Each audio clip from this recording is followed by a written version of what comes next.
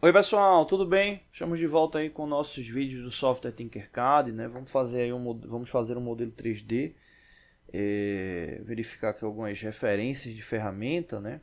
Então o modelo que eu vou fazer aqui um esboço dele, eu estou pensando em fazer assim. Começar com um modelo bem comum aí da parte mecânica industrial. Ele vai ficar aí como um L, né?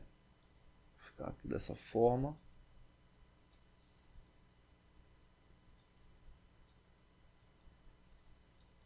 Vai ficar aqui dessa forma e com um furo, né? Fazer um furo aqui nele. E aí nesses casos é importante ficar atento com as estratégias, né, que você vai utilizar. O Tinkercad ele tem um modelo de posicionamento, né, alinhamento, né, que é interessante, então quando dá para utilizar vale a pena. Ele também tem uma parte de posicionamento por régua, né, vou tentar mostrar ela. E aqui no caso, essa estratégia que eu vou fazer, eu estou pensando em fazer um bloco, uma caixa separada, depois uma segunda caixa e fazer o alinhamento do furo aí no centro dessa caixa, né? Aqui no caso no centro dessa região. Então mais ou menos esse é o esboço, né, aí que a gente vai fazer. Então vou selecionar aqui está ferramentas básicas, lembrando que o Tinkercad ele é um software da Autodesk online, gratuito, o link dele está na descrição, né? Então dá para você fazer modelos 3D com ele, né? Também a parte de circuitos eletrônicos, né? Tem uma parte de programação em bloco, né? Tem uma parte de lições, né? Então bem interessante ele. Vamos pegar aqui uma caixa. Lembrando que quando você seleciona o objeto, ele já fica na base, né, dessa área de trabalho, né? Então ele fica ali no plano zero. Você não precisa se preocupar em posicionar ela porque ela está ali na referência de base. Beleza, estou aqui aumentando ela, né, o zoom com o scroll do mouse, né, o botão direito do mouse ele vai rotacionando a peça. Eu vou deixar, quando você clica aqui nessas marcações mais claras, você consegue alterar aqui as medidas, né? Eu vou deixar com 50 a largura e vou deixar aqui o comprimento com 30. A altura, que é esse aqui, eu vou deixar com 20. Ele já está com 20, então vou deixar com 20 mesmo. Beleza, então aí seria a primeira caixa. Beleza. Vou fazer uma outra caixa. Aqui. Essa caixa eu vou deixar ela com comprimento aqui um pouco maior. Vou deixar o comprimento aqui com 50. A altura dela eu vou deixar com 10. E deixa eu só confirmar aqui esse outro aqui quanto foi que ficou, 50. Então eu vou deixar esse aqui também com 50. Vai ficar 50 por 50.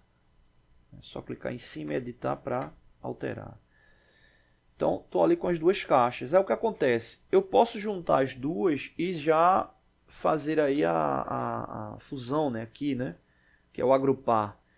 Só que aí eu fico sem a referência aqui do centro, né, desse elemento, né? Eu vou fazer o teste aqui. Vou fazer aqui o cilindro, né, que nesse caso aqui é um cilindro para o furo, né? Observa aqui que ele aparece achurado, né, indicando aí que é um furo. Esse cilindro aqui ele está com diâmetro de 20 milímetros. Vou deixar com 20 mesmo.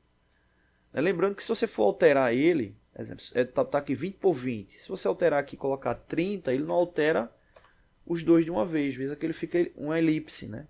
Então, vou alterar aqui, vou deixar com 30. Então, 30 por 30, beleza. Aí o que acontece? Se eu quero mover esse cilindro para alinhar aqui com essa caixa, né, eu posso selecionar os dois. Deixa eu até mover esse aqui, deixar ele mais distante. Selecionar aqui os dois. E vou vir aqui em alinhar. Quando eu seleciono os dois, eu venho aqui em alinhar. E ele pegou o plano. Deixa eu mover ele mais para perto aqui, para selecionar os dois.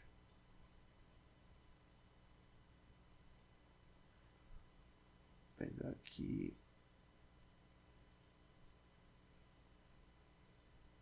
Se ele vai agora. Pronto. No caso aqui eu vou mover ele, o cilindro. Aqui no caso, eu vou fazer o alinhamento da caixa. Quando eu clico aqui, ó, ele vai mover a caixa ali para o centro. Beleza. Agora eu preciso clicar nesse outro elemento aqui para mover a caixa e ela ficar realmente ali centralizada. Então veja que é bem interessante. E aí no caso aí eu posso já selecionar aqui os dois, de novo, e vir aqui em agrupar. E aí o que acontece? Ele vai fundir o furo, a caixa, realmente deixando o objeto final. Então observa aí que ele já fica aí bem com aquela característica. Quando a gente movimenta ele, observa que ele dá uns valores. Esses valores são referentes ali ao ponto base. Então é muito comum a gente trabalhar com a régua aqui de indicação para ter uma referência daquele ponto. Eu vou mostrar um exemplo daqui a pouco de utilização da régua. Eu vou clicar aqui, vou selecionar os dois aqui agora para fazer esse alinhamento. Agora no caso aqui o alinhamento da base, ou de um lado do outro, Deixa eu ver se eu consigo pegar ele aqui para o alinhamento. Vou fazer um teste aqui. Aqui ele ficou alinhado ali pela altura. Eu não quero esse alinhamento. Pega ele aqui de novo.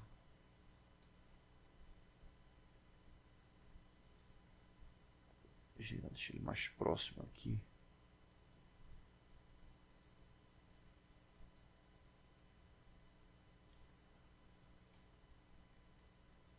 Alinhar. Antivírus.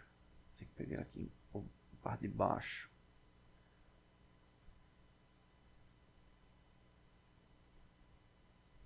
Aqui vai alinhar todos eles.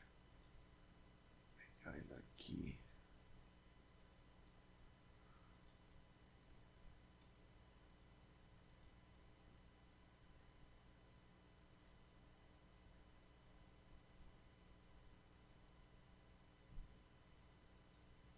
Opa.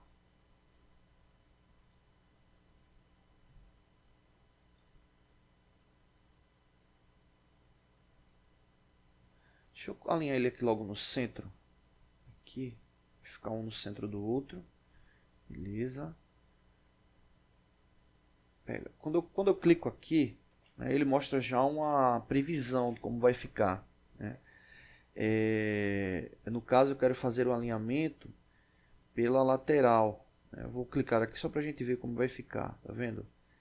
Eu quero deixar ele pela borda, Quero deixar ele aqui pela borda, fazer um movimento pela borda, mas ele aqui, pelo menos aqui eu não estou conseguindo identificar nenhuma linha que faça referência com o que eu quero. Ele não está trazendo aqui, pelo menos aqui não estou conseguindo pegar nenhuma referência do que eu quero. Eu vou fazer alinhamento pela régua. Vou vir aqui na ferramenta régua. Eu vou fazer o alinhamento dela aqui no ponto, do ponto base dele. Deixa eu deixar ele aqui fora. Vou ver ele aqui.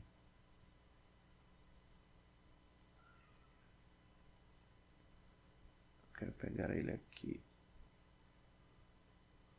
Pronto. Vou voltar aqui. Para ele ficar no ponto que eu...